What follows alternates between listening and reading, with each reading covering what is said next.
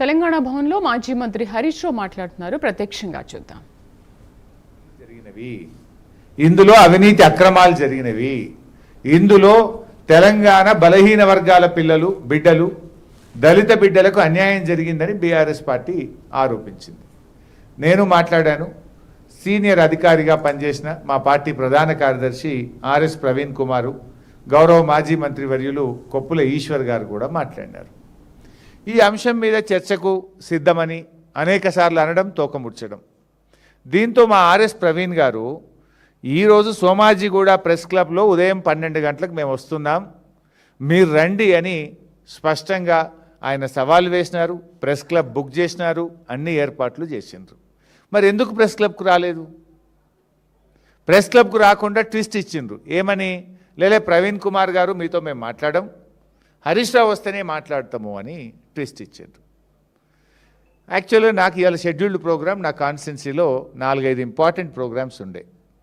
But అయినా మీరు twist ఇచ్చినప్పుడు, నన్నే రమ్మన్నప్పుడు ఒక బాధ్యత కలిగిన నాయకుడిగా, ప్రధాన ప్రతిపక్షంగా నా ప్రోగ్రామ్స్ అన్నీ క్యాన్సిల్ చేసుకొని మా ప్రవీణ్ అన్నకు ఫోన్ చేసుకొని నేను ఇక్కడికి వచ్చిన. సో కొప్పుల ఈశ్వర్ గారు, నేను, ఆర్ఎస్ ప్రవీణ్ గారు మేము సోమాజిగూడ ప్రెస్ క్లబ్ పోవాలి. కానీ గౌరవ మంత్రులు కదా, వాళ్ళ మీద ఉండేటువంటి గౌరవంతో 3 మంత్రులు, సరేలే మనకు బేసిజాలు అవసరం లేదు, వాళ్ళు పిలిచిన దగ్గరికే పోదాం, ఏదో మేము పిలిచినాం సోమాజిగూడ, మేము ముందు సవాల్ వేసినాం, ఈడికే రా అని మేము జిద్దుకు పోలే. వాళ్ళు మంత్రులు, చలో గౌరవం ఇద్దాం, వాళ్ళు బిజీ ఉంటారు ప్రభుత్వంలో, వాళ్ళు పిలిచిన కాడికే వెళ్దామని మేము బయలుదేరినాం. బయలుదేరితే మమ్మల్ని మా కార్లను పోలీసులు ఆపేసినారు. అఫ్కోర్స్ ఇలా నాకు హిట్లరే మార్గదర్శకం అన్న ముఖ్యమంత్రి, ఆయనే హోంమంత్రి, ఇంతకుమించి ఆయన ఇంకేదో చేస్తాడని మేము కూడా ఏం ఆశించట్లేదు. నిజంగా మంత్రుల సవాల్ నిజమే అయితే, ఆ మంత్రులు చర్చకు సిద్ధం ఉంటుంటే మమ్మల్ని పోలీసుల చేత ఎందుకు అరెస్ట్ చేశారు? నిజంగా మీరు చర్చకు సిద్ధం ఉంటే మమ్మల్ని గన్ పార్క్ రానియాలి కదా. మేము మీడియాకు ముందే చెప్పినాం, మంత్రులు మమ్మల్ని గన్ పార్క్ ఆహ్వానించారు. సరే, మేము అన్నకాడికి వాళ్ళు రావట్లేదు కదా, వాళ్ళకి ఈగో ఉండొచ్చు, వాళ్ళు పెద్దలు కావచ్చు, మాకేం అట్లాంటివి లేవు, ప్రజల కోసం, రాష్ట్రం కోసం ఓ 2 అడుగులు తగ్గడానికి కూడా మేము సిద్ధమని మేము అడిగి బయలుదేరినాం. సరే, బయట పోలీసులు అడ్డుకున్నారు. నేను 3 మంత్రులకు నా మొబైల్ నుంచి ఫోన్ చేశాను. పొన్నం ప్రభాకర్ గారికి ఫోన్ చేశాను, అడ్లూరు లక్ష్మణ్ గారికి ఫోన్ చేశాను, హజారుద్దీన్ గారికి ఫోన్ చేశాను. 3 ఫోన్లు రింగ్ అయినాయి, కానీ 3 ఫోన్లు ఎత్తలేదు. మరి మీరు రమ్మన్నారు, మమ్మల్ని ఏమో ఇక్కడ పోలీసులు ఆపుతున్నారు, మీరు కదా ప్రభుత్వం, పోలీసులకు చెప్పండి, మమ్మల్ని అలో చేయండి అని చెప్పడానికి 3 మంత్రులకు ఫోన్ చేస్తే మంత్రులు ఫోన్లు ఎత్తరు. పోలీస్ అధికారులకు చెప్పాం, అక్కడ మంత్రులు పిలిచారు, మేమేమి కొట్లాటకు పోతలేము, లా అండ్ ఆర్డర్ ఇష్యూ అసలే అవసరం లేదు, చర్చకు మాత్రమే వెళ్తున్నాం.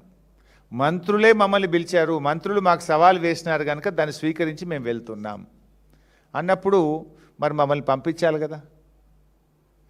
మమ్మల్ని పంపకుండా ఇవాళ మమ్మల్ని అరెస్ట్ చేసి తీసుకుపోయి పోలీస్ స్టేషన్లో పెట్టారు.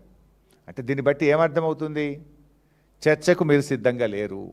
ఈ టెండర్లలో అవినీతి జరిగింది, ఈ టెండర్ల మీద చర్చ జరిగితే మీ అవినీతి, మీ బండారం బయటపడుతుందని ఇవాళ మమ్మల్ని అరెస్ట్ చేసి మీరు తప్పించుకున్నారు.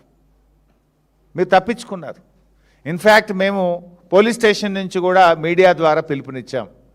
సరే, మమ్మల్ని అరెస్ట్ చేసి అదేం పోలీస్ స్టేషనే, కంచన్బాగ్ పోలీస్ స్టేషన్లో పెట్టారు, రండి అని అక్కడ కూడా కుర్చీ ఏర్పాటు చేసినాం.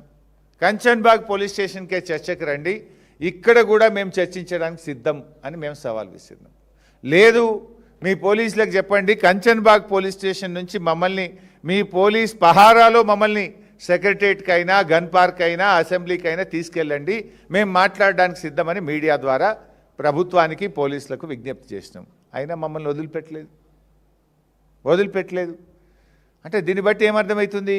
ప్రభుత్వం చర్చకు సిద్ధంగా లేదు, ప్రభుత్వం తోక ముడిచింది, పారిపోయింది అని చెప్పి అర్థమవుతా ఉంది. సాటుకు మాట్లాడు ఎందుకు? ఎదురుగానే మీడియా సమక్షంలో, ప్రజల సమక్షంలో కుండబద్దలు కొట్టినట్టు కుల్లా మాట్లాడుకుందామంటే ఎందుకు పోలీసులను అడ్డం పెట్టుకొని డ్రామాలు ఆడుతున్నారు? అంటే దీన్ని బట్టి ఇవాళ రాష్ట్ర ప్రజలకు క్లారిటీ వచ్చింది. ఈ ప్రభుత్వం అవినీతికి పాల్పడ్డది కనుకనే ఈ ప్రభుత్వం చర్చకు సిద్ధంగా